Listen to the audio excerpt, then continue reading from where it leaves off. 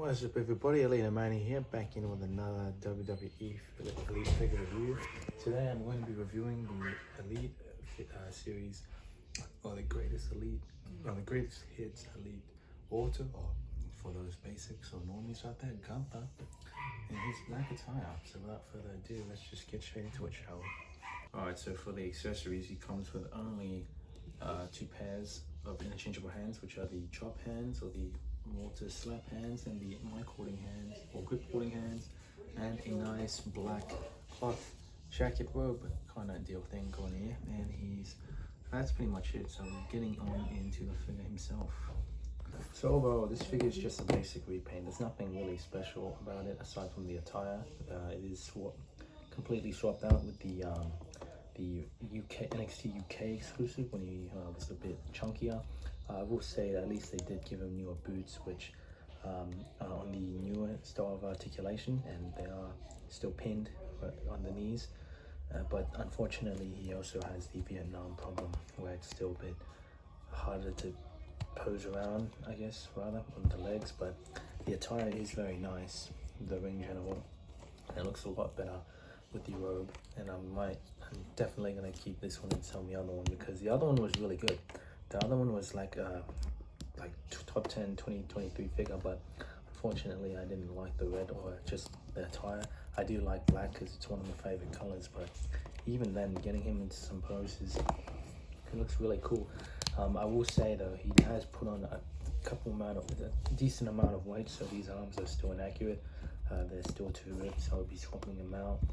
But yeah, it's pretty much it. He's not really Auto isn't really much of a flashy guy when it comes to attires, because he still utilizes the same head, and I'll be comparing him to the other head scan from the other Elite.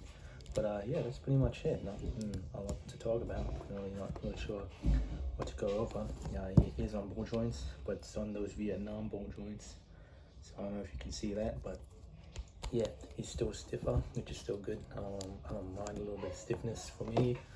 So without further ado, we'll be getting on to the articulation, which is just pretty much a boot swivel here, ankle rocker here, which is still pretty tight, which is one of the few rare times that the ankle rocker, the newer style of ankle rocker, is pretty tight and can go that far up or that far forward, and not so much going forward because of the laces, which are sculpted on, not painted on. I already mentioned the boot swivel.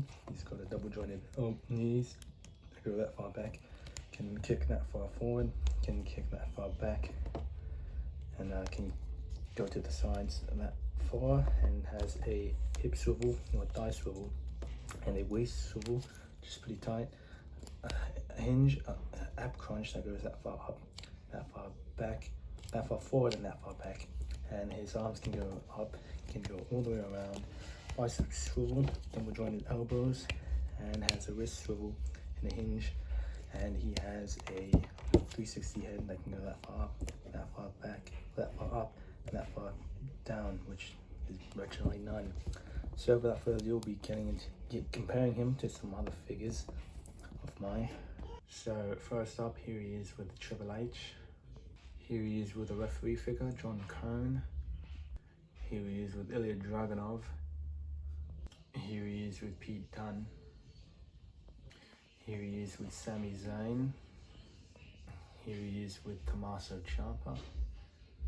Here he is with Tyler Bate. Here he is with Logan Paul. Here he is with Cody Rhodes. Here he is with Drew McIntyre. Here he is with Sheamus. And here he is with Gunther, and I like to call this Gunther and this Walter. But getting into a closer comparison, obviously aside from the arms, which I swapped out because I don't think Walter's arms are this big, but there is a bit of a difference in the head scan regarding the fade. Yeah, there's a better fade here, but here it's like a burst fade kind of deal thing, but kind of go on. I don't know. But he's also got a bit of a stubble over here, a full focus, and then here he's clean shaven. So that's just something to know that I thought was interesting. I'll pick that up. And here they are together with their robes on. So all around a nice figure, a really good pick for a repaint or a re-release. It is technically a re-release of the first ever Walter figure. For those who don't know, that's why it's in the re-release, the greatest hits, or was it one of the two? I already forgot, to be honest, but then again, I have a life, so either way, just a little short review for you guys wanting more wrestling content or wrestling figure reviews, because I've been uploading a lot of Marvel Legends reviews and figures online, and that's because I was in a very tough position. I was in a very tough spot, thinking of rebranding to a Marvel Legends channel and Instagram page and whatnot. So just let me know if I should. I'm still deciding, but either way, I really do need you guys' opinion on that. So I'll be open to suggestions. But yeah, thank you guys so much for watching this short video and review, and I'll see you on the next one. See you and goodbye and bye-bye.